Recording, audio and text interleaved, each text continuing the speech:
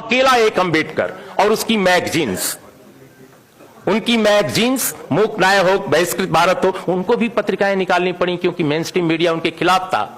Main stream media में उनको जगह नहीं मिलती थी। एक ऐसे आदमी को मैं भी जानते हैं, अंबेडकर को बहुत बाद में पढ़ा, क्योंकि हिंदी क्षेत्र में मैं उत्तर प्रदेश से आता हूं, इलाहाबाद यूनिवर्सिटी में पढ़ता था। उन दिनों जेएनयू आने से पहले अंबेडकर मिलते ही नहीं थे, दिखते नहीं थे।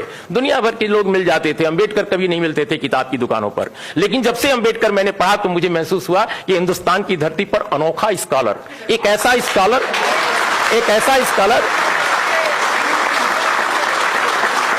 स्कॉलर जिसके पास जितने इस देश के इंटेलेक्चुअल्स हैं आजादी की लड़ाई के, हम सबको सैल्यूट करते हैं, लेकिन वैसा इंटेलेक्चुअल एक मतलब जिसके पास इतना बड़ा विचार दर्शन है। हम तो पहले समझते थे, बहुत सारे लोगों ने समझा रखा था कि वो दलितों के आइकन हैं, वो संविधान बनाने वाले एक व्यक्ति हैं, वकील हैं। वो बाद में समझ में आया कि कितना बड़ा दार्शनिक है जिसने वेद को, उपनिषद को, पुराणों को, तमाम संस्कृत के ब्राह्मण पंडितों से ज्यादा पढ़ा है। एक ऐसा आदमी जिसने पूरी दुनिया को समझा है, जिसके पास भारत को बदलने का एक नजरिया है, जो कहता है कि जाति के साथ जनतंत्र नहीं चल सकता। और उस अंबेडकर को लोगों ने जातियों का नेता बना दिया, जाति का देवता बना दिया।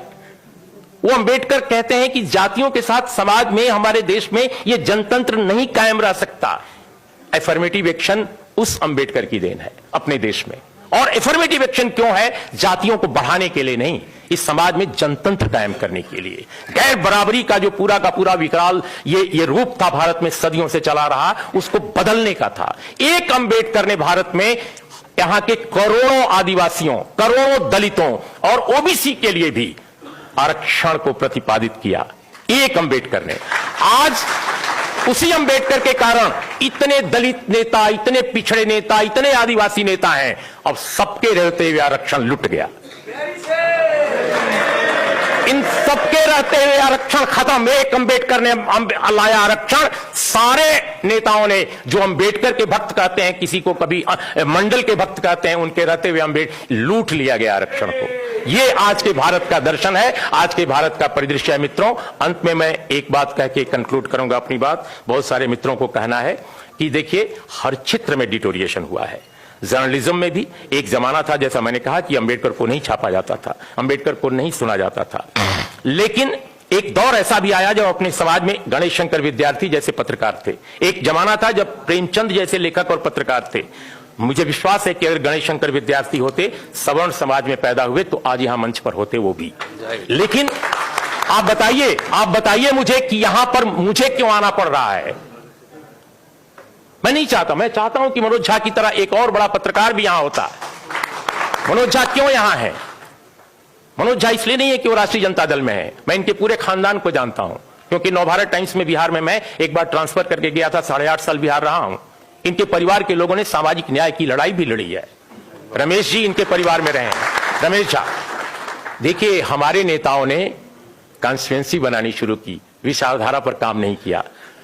आज अगर तेजस्वी यादव की पार्टी के रघुवंश बाबू नाक बहुत सिकोड़ते हैं कि वैशाली के, चूंकि उनको चुनाव वहां लड़ना है, कि आरक्षण क्यों ऐसे, इस पर नहीं बोलना चाहिए था, इस पर ये स्टैंड लेना है, क्यों? हम साफ साफ आज बोलना चाहते हैं कुछ बातें, बिल्कुल कंक्लूड कर रहे हैं। इसलिए कि उनको डर है कि अपर कास्ट को कोर्ट नहीं देगा। अरे भाई, अपर कास्ट को आपने समझाया ही नहीं, अपर कास्ट को आपने समझाया ही नहीं। अपर कास्ट को भी समझाने की जरूरत है, क्योंकि जिस तरह की संरचना बनाई गई है इस देश में हिंदुत्व द्वारा, हिंदुत्व फासिज्म द्वारा, वो न केवल माइनॉरिटी के खिलाफ है, न केवल दलित के खिलाफ है, न केवल ओबीसी के खिलाफ है, बल्कि अपर कास्ट के खिलाफ है। अपर कास्ट को उसने जहरीला, उसके दिमागों में जहर घोल रहे हैं, उसको मनुष्य होने से दूर कर रहे हैं, अमानवीय बना रहे हैं। एक ऐसे समाज की रचना कर रहे हैं ये लोग, जो समाज न केवल विभाजित है, बल्कि इस देश को खंड खंड कर देगा। तो हमारे नेताओं ने अंबेडकर डायलॉग करते थे, अंबेडकर विमर्श करते थे। अंबेडकर को यह चिंता, वो तो बार बार उनको हराया गया, बाद में भी हराया गया, उसकी चिंता उनको नहीं थी। उनको चिंता यह थी कि समाज को कैसे हम दूर तक बदलें, इसके अंदर तक जाकर बदलें।